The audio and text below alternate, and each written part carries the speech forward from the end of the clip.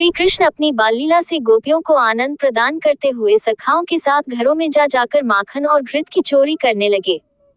एक दिन उपनंद पत्नी गोपी प्रभावती श्रीनंद मंदिर में आकर यशोदा से बोली, यशोमती, हमारे और तुम्हारे घरों में जो माखन, घी, दूध, दही और तग्र है, उसमें ऐसा कोई बिलगाव नहीं है कि यह हमारा है और वह तुम्हारा। मेरे यहाँ तो तुम्हारे कृपा प्रसाद से ही सब कुछ हुआ है। मैं यह नहीं कहना चाहती कि तुम्हारे इस लाला ने कहीं चोरी सीखी है, माखन तो ये स्वयं ही चुराता फिरता है, परंतु तुम इसे ऐसा न करने के लिए कभी शिक्षा भी नहीं देती। एक दिन जब मैंने शिक्षा दी तो तुम्हारा ये ढीठ बालक मुझे गाली देकर मेरे आंगन से भाग निकला। ये चोरी करे, यह उचित नहीं है, किंतु मैंने तुम्हारे गौरव का ध्यान करके इस कभी कुछ नहीं कहा है। प्रभावती की बात सुनकर नंद गेहिनी यशोदा ने बालक को डांटने को कहा और बड़े प्रेम से प्रभावती से कहा, बहन, मेरे घर में करोड़ों गाय हैं, इस घर की धरती सदा गौरस से भीगी रहती है। पता नहीं यह बालक क्यों तुम्हारे घर में दही चुराता है, यहाँ तो कभी ये सब चीजें चाव से खाता ही नहीं। प्रभावती, इसने जितना भी दही या माखन चुराया हो, वह सब तुम मुझसे ले लो, तुम्हारे पुत्र और मेरे लाला में किंचित मात्र भी कोई भेद नहीं है। यदि तुम इसे माखन चुराकर खाते और मुख में माखन लपेटे हुए पकड़कर मेरे पास ले आओगी तो मैं इसे अवश्य ताड़ना दूंगी, डांटूंगी और घर में बांध रखूंगी। यशोदा जी की यह बात सुनकर गोपी प्रभावती प्रसन्नता पूर्वक अपने घर लौट आई। एक दिन श्री कृष्ण समवयस्क बालकों के साथ फिर दही चुराने के लिए प्रभावती के घर में गए। घर की दीवार के पास सककर एक हाथ से दूसरे बालक का हाथ पकड़े धीरे धीरे घर में घुसे। छीके पर रखा हुआ गोरस हाथ से पकड़ में नहीं आ सकता, ये देख श्री कृष्ण ने स्वयं एक ओखली के ऊपर पीड़ा रखा, उस पर कुछ ग्वाल बालों को खड़ा किया और उनके सहारे ऊपर चढ़ गए। तो भी छीके पर रखा हुआ गोरस अभी और ऊंचे कद के मनुष्य से ही प्राप्त किया जा सकता था, इसलिए वे उसे न पा सके।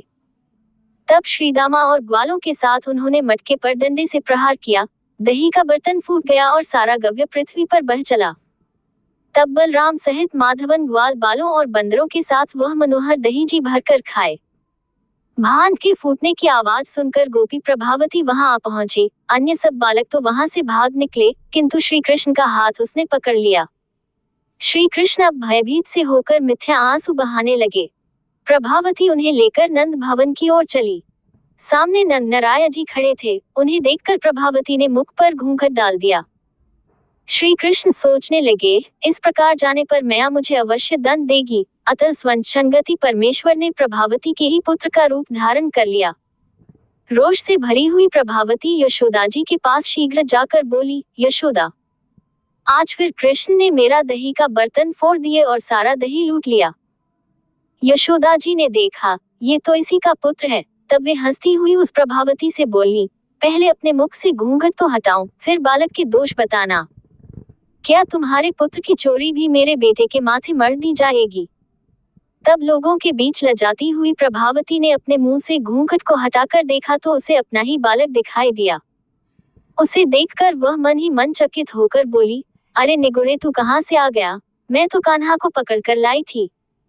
इस तरह बड़बड़ाती हुई वह अपने बेटे को लेकर नंद भवन से चली गई। माता यशोदा, रोहिणी, नंद, बलराम और अन्य गोप और गोपांगनाएं हंसने लगी और बोली, आहो, ब्रज में तो बड़ा भारी अन्याय दिखाई देने लगा है। कृष्ण बाहर की गली में पहुंचकर फिर नंद नंदन बन गए और संपूर्ण शरीर से दुष्टता का परिचय देते हुए चंचल नेत्र मटकाकर जोर जोर से हंसते हुए उस गोपी से बोले, अरे गोपी, यदि फिर कभी तू मुझे पकड़ेगी तो अब की बार मैं तेरे पति का रूप धारण कर लूंगा, इसमें आश्चर्य नहीं है। ये सुनकर वह गोपी आश्चर्यचकित हो गई और लजाती हुई अपने घर चली गई।